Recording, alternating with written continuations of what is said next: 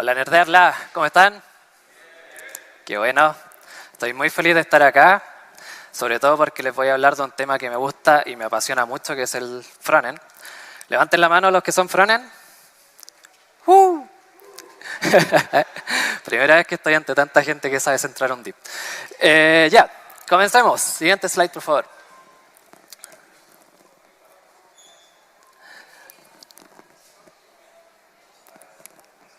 La slide, por favor. Gracias. Mi nombre es Sergio Zócar. Soy de Santiago, pero hace 13 años ya que vivo en el sur. Vengo de Osorno en esta ocasión. Me encantan las comunidades, me apasiona mucho la tecnología. Soy parte de JavaScript Chile también como voluntario. Estamos haciendo cositas también en el sur con ellos. Me gusta mucho compartir mis conocimientos, por eso me van a ver fácil en algunos eventos como relator o como mentor. También me gusta mucho las cosas ñoñas. Soy bastante nerd, por eso nerdearla. Y también soy neurodivergente y precisamente en una de esas neurodivergencias nace esta charla cuestionándome un poco cómo funciona el front hoy en día, porque hay cosas que se dan muchas veces por hecho y que a veces, no sé, no son tan así, podríamos darle una segunda interpretación quizás. Así que lo que espero con esta charla es que salgan cuestionándolo todo, que se hagan una propia idea de qué es el front, de cómo funciona y para qué lo vamos a ocupar. Pero para comenzar me gustaría un poco ponerlo en un contexto. No sé si les ha pasado cuando les preguntan, oye, ¿a qué te dedicas? En mi caso les digo, soy desarrollador frontend y quedan así como, ¿desarrollador qué? Bueno, soy programador. Ah, entonces tú me podías arreglar la impresora. No, o sea sí, pero no porque sea programador. Y ahí es cuando uno dice, chuta, es difícil explicar de qué se trata la programación o de qué se trata el front. Y ahí es cuando empiezo a pensar en deconstruyamos un poquito esta situación. Y para deconstruir algo primero tenemos que entender qué significa. Así que, siguiente slide, please. Deconstruir, según la RAE, es deshacer analíticamente algo para darle una nueva estructura. En esta ocasión vamos a desmenuzar un poquito el front, vamos a entender de qué se trata y vamos a partir con la palabra frontend. Tenemos por un lado front, que es la parte del sistema que está directamente expuesta al usuario y con la que éste interactúa, o sea, lo que ve y lo que usa. Y por otro lado tenemos el end, siguiente por favor, que es la parte final o extrema de un sistema que es lo que se expone al usuario. Dicho de otra forma, nosotros tenemos un sistema y el extremo final de este es el que el usuario va a utilizar. Ya con esto en contexto, podríamos empezar a pensar en cómo vamos a llegar al frontend actual. Y para eso, lo primero que deberíamos hacer es retroceder en el tiempo un poquito, viajar al pasado y ver desde dónde viene todo esto, desde dónde nace el frontend. Que si nos vamos, siguiente slide por favor, nos vamos a una pequeña línea de tiempo. Todo parte finales de los 80, principios de los 90, empieza la World Wide Web, se crea HTML, todavía no, por favor. Tenemos el protocolo HTTP y con esto ya empezamos a tener una web a la que podemos acceder. Documentos súper simples, con algunos enlaces, pero ya lo suficiente para que nosotros podamos interactuar. Siguiente. Ya en el 95 aparece JavaScript desde la mano de Netscape, uno de los navegadores más populares de la época. No sé si alguien alcanzó a usar Netscape. No levante la mano, no se cansen. Gracias a JavaScript, no sé, sí, eso. Gracias a JavaScript pudimos empezar a manipular el DOM, a manipular los eventos, crear ciertas animaciones y también poder validar algunos formularios. Esto ya empezó a darle un poco de interactividad a la web, mucho antes de tener estilos, mucho antes de las cosas que tenemos hoy en día. Siguiente. Ya a mediados de los 90, principios de los 2000, hay muchas cosas que ocurren, entre ellas la guerra de los navegadores, principalmente la pelea entre Netscape e Internet Explorer, en la cual Netscape termina perdiendo, pero ocurrieron muchas cosas. En esa pérdida de Netscape liberaron el código fuente de su navegador, ¿Qué es lo que hoy conocemos? Y gracias a eso, Mozilla Firefox tomaron ese código fuente, lo implementaron y crearon este otro navegador. Siguiente, por favor. También aparece CSS, ya permitiéndonos agregar algunos estilos, tener una web un poquito más bonita. Y por fin empiezan a crearse los estándares web, la W3C, aparece ECMAScript también. Entonces tenemos todas esas cosas que nos empiezan a guiar un poquito más con lo que es actualmente el front. ¿Por qué es importante esto? Porque cuando empezaron todo este tema de los navegadores no habían estándares, entonces el desarrollador tenía que desarrollar para uno, desarrollar para el otro, desarrollar para el otro y era muy insostenible, era demasiado complejo hacer que todas las cosas funcionaran de forma correcta. Siguiente, por favor. Ya el 2000 aparece Ajax, nos permite trabajar de forma síncrona con el servidor y pudiendo actualizar solamente trozos de lo que estábamos implementando y no necesariamente recargar toda la página. Siguiente. Please. Ya el 2006 aparece jQuery, odiado por unos, amado por otros, pero sin lugar a dudas uno de los hitos más importantes del desarrollo web. jQuery nos permitió facilitar un poco el desarrollo, ya que ellos por detrás eran compatibles con todos los navegadores y nosotros solo escribíamos un código más estándar, por así decirlo. Siguiente, por favor. 2009 marca un hito súper importante también. ECMAScript sale la versión 5, que es la que sienta las bases para los frameworks un poco más modernos. Ya en el siguiente año, por favor, el 2010 aparece Backbone, Knockout, AngularJS, que empiezan ya a hacer frameworks mucho más robustos, no tanto como jQuery, que era para hacer algunas cositas más específicas. Estos ya son frameworks de tomo y lomo y sentaron las bases de lo que conocemos hoy. Siguiente, por favor. 2013 aparece React, de la mano de Facebook. Esto es súper importante. Facebook necesitaba una herramienta para poder manejar tanta data que se estaba consumiendo tan rápido. Tienen muchas visualizaciones, muchas interacciones y React vino a facilitarles la vida, así que trataron de tomar solamente la parte de la vista, que era lo que les importaba, y crearon una librería. 2014, el año siguiente, aparece Vue, de la mano de Evan You, un poquito con la misma lógica. Se inspiró mucho en lo que era AngularJS, pero trató de simplificarlo, llevarlo a algo mucho más simple, mucho más fácil de entender y de utilizar, y que fuera mucho más rápido. Inicialmente era solamente la vista, era una librería bien pequeña, hoy en día ya es todo un framework progresivo que tiene todas sus cositas y una comunidad bastante grande. Siguiente, por favor. 2015, ECMAScript 6 y la web moderna.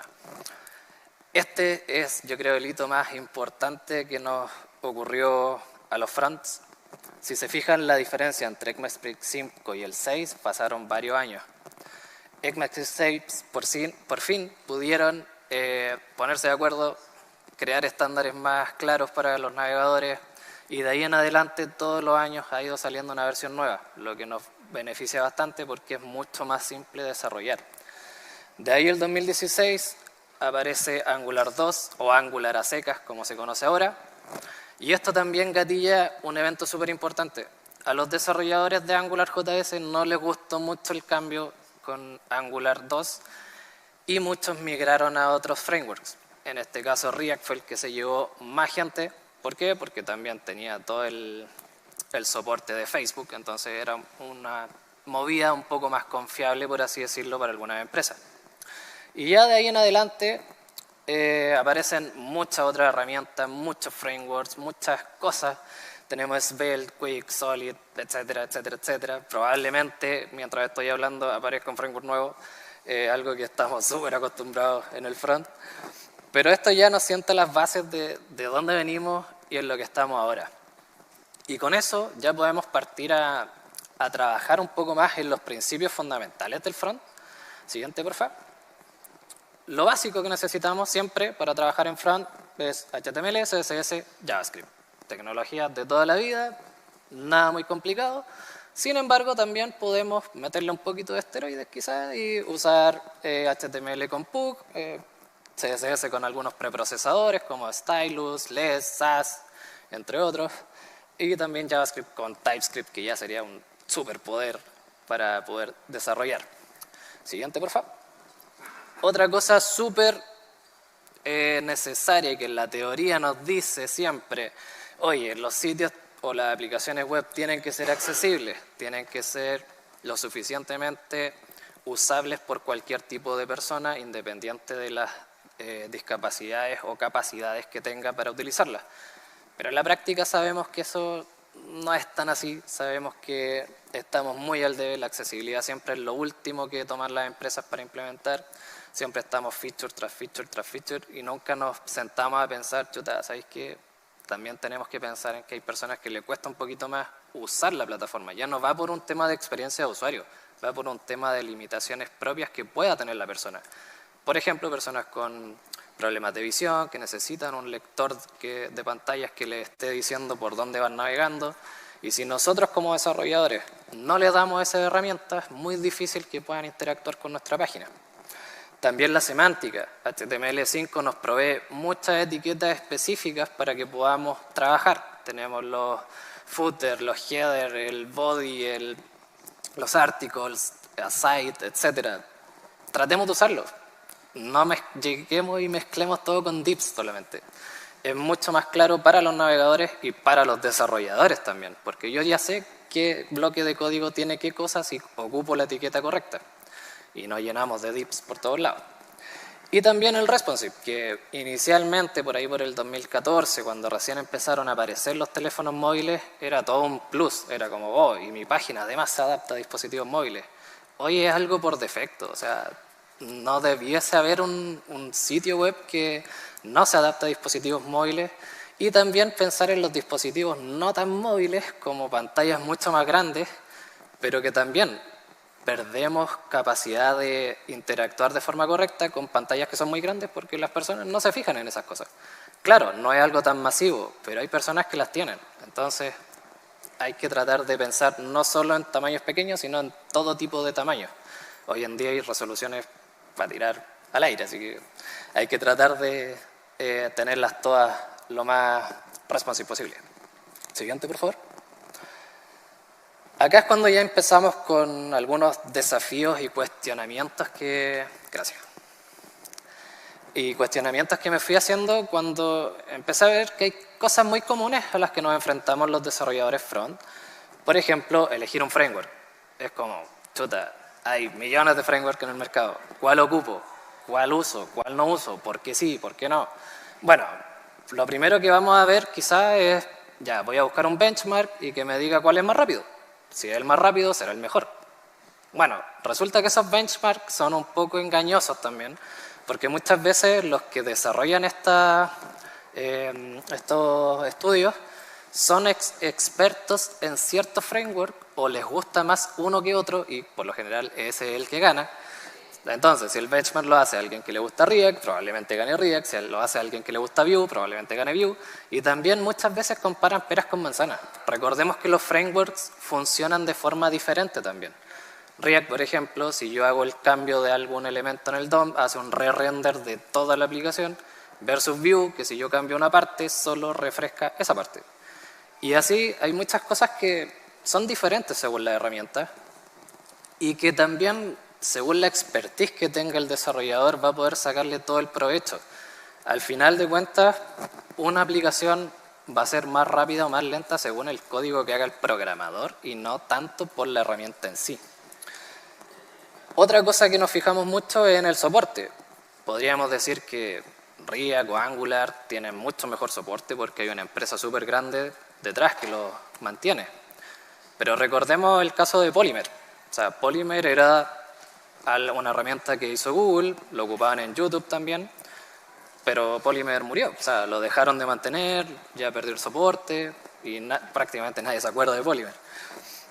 Y pasa lo mismo con las herramientas o funcionalidades que les dan a estos frameworks, son también en base a las necesidades que tienen estas empresas y no siempre de acuerdo a las necesidades que tiene la comunidad.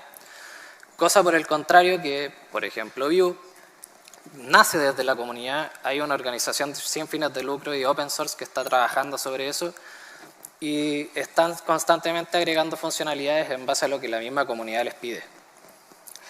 El versionado. Si hablamos de versionado semántico, me dice mucho de una librería. Recordemos que las versiones mayores, o sea, la 1, 2, 3, etc., mientras más alto sea el número, más breaking changes va a tener el código. O sea, más cosas se van a romper si yo actualizo. Recordemos un poquito de los tres grandes frameworks. React aparece el 2013, van en la versión 18. Angular, 2016, van en la versión 17. Vue sale el 2014 y van en la versión 3. O sea, eso me dice mucho también de la confiabilidad que va a tener el código en el tiempo. A una empresa no le conviene estar haciendo cambios todo el tiempo. Probablemente quieran algo más estable, que el desarrollador pueda centrarse en desarrollar y no tenga cambios tan sustanciales durante el tiempo. Y otra cosa también, la expertise que pueda tener yo como desarrollador o el equipo con el que estoy trabajando sobre alguna herramienta. Probablemente cuando uno está en una empresa ya llega con algo que está funcionando. Uno siempre hereda código legacy al que tiene que mantener, probablemente después tratamos de migrar a otra tecnología que sea un poquito mejor, pero no siempre es tan fácil hacerlo. De hecho, hablando de código legacy, tenemos muchas metodologías ágiles, que no son tan ágiles, al final son frágiles. ¿Por qué metodologías frágiles? Porque tratamos de seguir una metodología, tratamos de hacer las cosas como dice la teoría que lo hagamos, pero en la práctica cuesta mucho. Cuesta mucho porque heredamos mucho código legacy, heredamos muchas aplicaciones que ya venían desarrollando otros desarrolladores, que ya no están en la empresa, no les podemos preguntar, no hay documentación actualizada, así que es súper complejo. Si hablamos de código legacy tenemos el tema de las dependencias, algo que la teoría nos dice, mantengan las dependencias actualizadas, y en la práctica sabemos que nadie actualiza las dependencias. ¿Qué es lo que pasa con las dependencias? Nos exponemos a riesgos de seguridad. Si actualizáramos tendríamos mucha mejor performance también en las aplicaciones porque siempre se van haciendo refactors, se van agregando cosas nuevas, nuevas features. Pero ¿qué pasa cuando actualizamos? Se rompe todo. ¿Por qué? Porque nunca hubo esa cultura de ir actualizando las dependencias. El manejo de los estilos. Para un front ese es, pero de verdad que nos duele en el corazón cuando llegamos a un código y vemos todo desordenado, que no hay un estándar en la nomenclatura de las clases, por ejemplo, que hay una hoja de estilo gigante que tiene miles de líneas de código, que si uno hace un cambio en un lado, se rompe algo por el otro lado y es como, ¿qué hago? Creo una clase nueva. Y ahí empezamos a meterle más líneas todavía a ese código. Súper complejo. El desacople y la modularidad. La teoría también nos dice eso, traten de desacoplar, traten de dejar cosas modulares, que las cosas hagan lo que tienen que hacer nomás. Traten de no darse muchas vueltas. También hay malas abstracciones también, o sea, hay veces que aplicamos sobreingeniería sobre algunas cosas, entonces igual hay que tratar de tener ojo con eso. Y al final todas estas cosas se traducen en la mantenibilidad que va a tener esa aplicación y cómo la vamos a ir mejorando. Otro dolor muy grande que manejamos los fronts, tenemos el tema de los design systems. Es súper difícil, hay que manejar muchas cosas, compatibilidad, atomic design, estilos, que los componentes. Pucha, en la práctica sería ideal poder pensar en componentes lo más atómicos posible, cositas súper pequeñas, pero no. La práctica nos dice, oye, ¿sabéis qué? Tengo 3 frameworks en la empresa, ¿cómo hago un design system que sea consistente? ¿Cómo hago que el código que esté haciendo no tenga que duplicarlo? ¿Cómo le doy mantenimiento a un monolito, por ejemplo, que no está ocupando alguna herramienta de front como tal? Es complejo. Y ya como en retrospectiva de toda esta presentación, lo que me queda por comentarles es básicamente cuestionense las cosas, intenten hacerlas, aprendan en el proceso y repitan. Así que nada, el futuro del front está en sus manos. Vayan y háganlo realidad. Muchas gracias.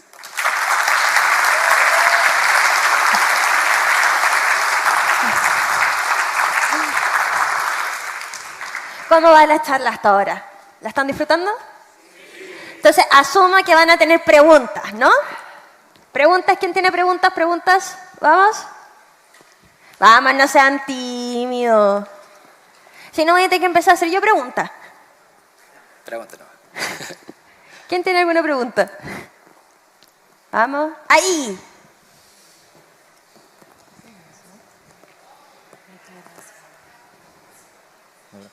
Hola, con respecto a tu pasión al frontend, ¿cómo te nació? ¿A qué edad lo iniciaste? Quisiera saber un poco más de esto. Ya, súper. Mira, justo hace un mes más o menos me salió un recuerdo de esos típicos de Facebook. Hace 10 años puse un post que decía, quiero ser desarrollador frontend. Así que hace 10 años que partí como investigando, aprendiendo. Como muchos desarrolladores partí siendo full stack y con el tiempo me fui dando cuenta que en realidad me carga que no vean lo que estoy haciendo, que el usuario al final se queda con lo que ve. Como decían en la presentación de la mañana, el código es hermoso, pero el usuario es el que juzga y el usuario es el front. Así que, nada, me fui por ese lado. Acá.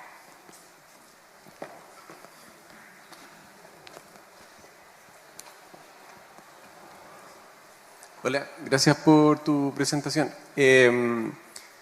Para la gente que recién está iniciando en el mundo, claro, como tú bien dices, el full stack llama mucho la atención. A veces vemos más el sueldo o las oportunidades laborales y eso, digamos, como que tiende a veces un poco más por el back. ¿Qué es lo que tú aconsejarías a alguien o qué consejo le darías a alguien que está partiendo como un poco para poder enganchar? No solamente con temas de código, porque Front tiene algo asociado al diseño, a la visualización y al comunicar, al cómo comunicar y cómo poder consumir una página. ¿Qué consejo tú le darías a alguien que está partiendo un poco para que fuera quizá un poco más competitivo también y de mejor calidad el código frontend? Claro. Buena pregunta. De hecho, tenemos como dos perspectivas para mirarlo, hacer como ser generalista, ser especialista. Hay empresas que le pagan más a los especialistas, hay empresas que le pagan más a los generalistas, entonces tampoco es como que sea algo que esté muy de facto, así como esto tiene que ser, sino que más bien tienen que buscar lo que realmente les gusta y les apasiona y para eso tienen que probar de todo. O sea, yo creo que la gran mayoría recomendamos lo mismo, prueben todo.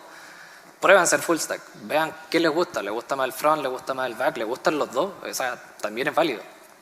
Y en base a eso, si les gusta más el front, prueben también los frameworks. O sea, más allá de cuál sea el framework de moda, prueben los que están saliendo, que probablemente no van a pillar mercado laboral para eso, pero sí les va a servir de aprendizaje para entender un poco cómo funcionan las tecnologías también. Es importante saber qué es lo que hacen y cómo lo hacen. O sea, el otro día hablando con una chica por Instagram que me preguntó algunas cosas, me decía, estoy usando Bootstrap. Y yo le decía, pero entiende bien qué es lo que hace cada clase, porque copiamos clases, la pegamos y después se nos desarma todo. Entonces hay que también entender lo que estamos haciendo. ¿Quién más? Ahí.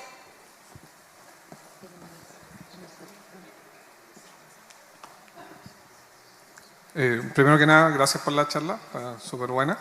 Te quería preguntar tu opinión respecto al server-side rendering y lo que parece ser que es un aumento como en el uso de framework que tienen esta tecnología, o lo que creo yo que es un aumento. Ya, excelente pregunta. Muchas veces se mezcla el pasado con el presente. O sea, partimos con una web full server-side render, nos pasamos a DOM virtuales que modifican las cosas en vivo, por así decirlo, y estamos volviendo al server-side render. Yo creo que es algo súper bueno los cambios, porque nos obligan a pensar fuera de la caja, de buscar otras alternativas y otras soluciones, pero es importante también ver los casos de uso.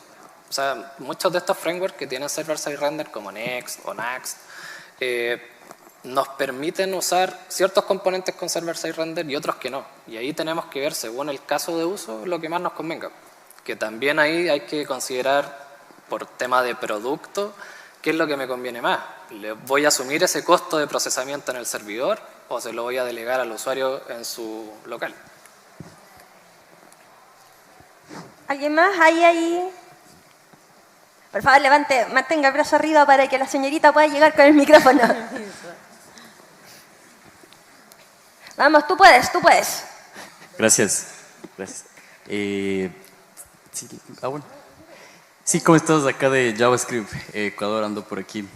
Nada, te quería consultar un poco justamente o sea, me llamó la atención el nombre de la charla y todo, de la parte de frontend, y como que hay otras personas que se dedican como justo a encontrar fallos en el frontend, que es lo típico que cuando vas a un aplicativo lo que tienes es el JS y por ahí encuentras APIs o hay malas configuraciones. Entonces, ¿tú cómo le ves como la parte de desarrollador, la parte de poner importancia tanto como en el inicio o remediación sea cualquier framework que se use en estas cosas que son confidenciales y se llega a veces poner en el frontend y por lo general a veces es muy complicado como remediar o parchar? Súper. Bueno, la seguridad parte por casa, o sea, tratemos de no exponer cosas que no deberíamos. Opciones tenemos varias, o sea, partamos por usar variables de entorno cuando tenemos que exponer algún token por aquí y por allá. El server-side render también nos ayuda de cierta forma a ocultar ciertas cosas porque se renderizan en el servidor y no las estamos exponiendo al front. Opciones hay muchas. El tema es ver bien qué es lo que estamos tratando de construir, ver el caso de uso y buscar la herramienta adecuada nomás. ¿Quién más? Vamos, acá. No sean tímidos, que acá están para contestarle todas sus preguntas. Vale, buenas. Nada, respecto a como dijiste en la charla, están saliendo muchos frameworks nuevos y nada, te quería preguntar cómo lo haces tú para mantenerte al día respecto a tantas cosas que salen en realidad. Bueno, principalmente sigo a todos los frameworks en Twitter. Yo creo que Twitter es como donde más comparten las actualizaciones, siempre hay noticias, siempre hay cagüines, por ahí peleas que hay entre medio, pero es lo que al menos a mí me ha funcionado para mantenerme al día. Quizás no estoy 100% al tanto de todas las cosas que están pasando en la web porque todos los días sale algo nuevo, pero sí es donde más veo contenido. Al final los algoritmos trabajan en base a lo que uno consume. Si yo consumo más tecnología, me va a mostrar más tecnología. Así de simple. Ahí, vamos. Hola. ¿Cuál es tu recomendación, por ejemplo, para un frontend que no tiene muchas habilidades de diseño, y tampoco tiene el apoyo de un diseñador para hacer su interfase? En este caso, para que sea una interfaz consistente. Ya. Primero, participar en estos eventos. Se aprende mucho de distintas cosas. Investigar, básicamente es ver cuáles son las claves del diseño. Hay muchas reglas, por así decirlo, del diseño, que ya sea por ordenar cosas por jerarquía, ver el tema del uso de los colores, las tipografías. Yo creo que es muy fácil hoy en día aprender cosas. Cuando yo estaba estudiando no existía ChatGPT. O sea, ahora es cosa de preguntarle un poquito, un par de cosas y ya te da las soluciones o los pasos o una guía de por dónde abordarlo. Hay millones de cursos en línea, cursos gratis, cursos de paga, bootcamps, universidades. O sea, ya no hay excusas como para no aprender. Así que buscarlo y ver lo que te gusta. ¿Alguien más? ¿Preguntas? Allá, al otro lado.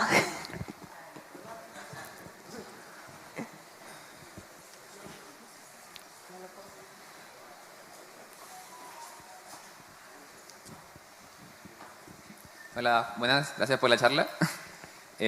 Mencionaste durante la charla el tema de la accesibilidad y es un tema que creo yo que no se menciona mucho como en muchos tiempos, digamos, durante la carrera de estudios. Entonces, muchos no lo aprenden, tanto porque no lo enseñan o como porque no lo tienen en el radar, entonces no lo investigan. Entonces, ¿cómo podrías abordarlo como para poder aprenderlo? Y también por lo otro que comentaste, de que yo personalmente también lo he intentado, mientras estoy trabajando, meter temas de accesibilidad, pero los tiempos empiezan a acumularse y no se puede con todo y uno hay que ir sacando features, entonces es como lo primero que se deja de lado. Claro. Sí, mira, cuando yo estudié, todo lo que hago hoy en día en mi trabajo, nada me lo aprendí en la U, por ejemplo. O sea, todo lo tuve que aprender yo por fuera, por mi cuenta, porque la tecnología avanza muy rápido y por lo general las mallas en las universidades están un poco atrasadas o desfasadas con lo que está pasando. Es responsabilidad de nosotros mantenernos al día y tratar de investigar un poquito más sobre la accesibilidad. Pucha, es como bien de nicho porque no hay mucha gente preocupada o dedicada a eso. Entonces igual hay que investigar un poquito más, entender bien cómo funcionan los distintos dispositivos que ayudan a las personas que necesitan algo un poco más accesible. Pero nada, es investigar, buscar y probar. Y concuerdo que en la pega, en el día a día, es súper difícil meter accesibilidad porque están ahí los peos con el látigo, cómo van. Pero eso. Ahí veo que hay otra duda. ¿Ahí había levantado alguien la mano? ¿No? Y acuérdense que acá, allá atrás. Sí, por favor, mantenga su manito arriba, allá.